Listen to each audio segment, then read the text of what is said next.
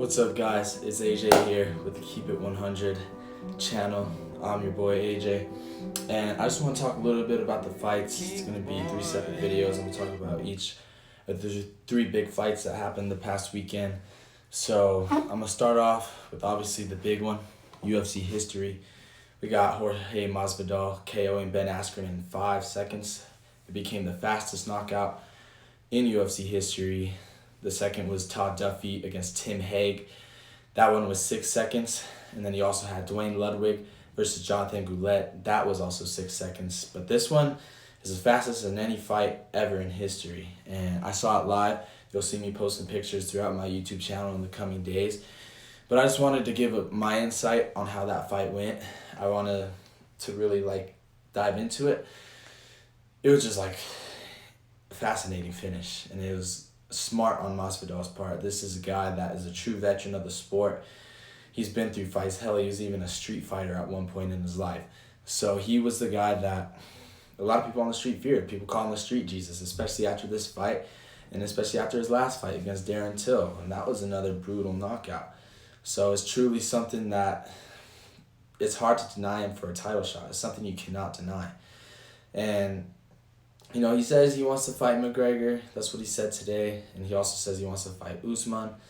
With a big win like that, after coming off 2 straight losses and then having 2 straight wins, when you win in the fashion like that, it's hard to deny it. And it's hard to really argue against why he doesn't deserve a shot at that title. But man, he's a killer. He's a straight up killer.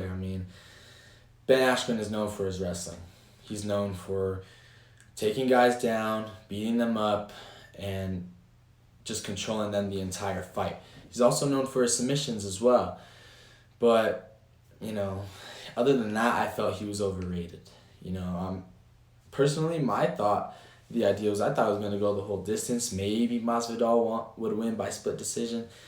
But with Ben Askren's fighting style, you wouldn't think that a guy would do what Masvidal did, and with that being said, the fight begins. Masvidal has his hands behind his back like this and literally just runs across the cage, does a flying knee. He tried throwing the left knee at first and then switched it up, throwing a right knee. He tried throwing the left knee at first, then switched it up, throwing a right knee. And, man, it was just truly a perfectly well-timed knee. Like McGregor said, precision beats power and timing beats speed. But this was all just straight up skill because he practiced it 2 days before the fight. But like I said, it's hard to deny it, and it's easily one of the greatest knockouts in UFC history. People call it a lucky shot. I wouldn't consider it a lucky shot. It was truly something that, man, it's truly a knockout that was deadly. He left Askren stiff, literally stiff like this. And, man, I was hyped. I lost my voice. I was going so much for Masvidal. I wanted him to win because personally, I think Askren's overrated. You have a wrestler like that who has no stand-up game whatsoever. The big question going into that fight was, can Masvidal stop the takedown? And he more than did. As for Ben Askren, I thought he was a little overrated. But hey, this is a fight that a lot of people loved, mainly because he lost in a very brutal fashion. But I think he'll be back. He might lose it again, I feel, but I think he'll be back.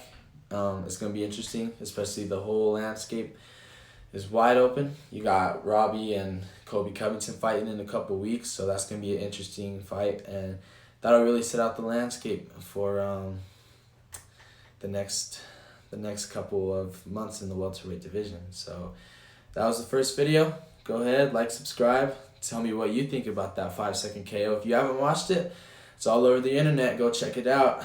All right. Peace out. I'm going to post another one here in a minute where we talk about Holly Holm and Amanda Nunes next. Don't go nowhere.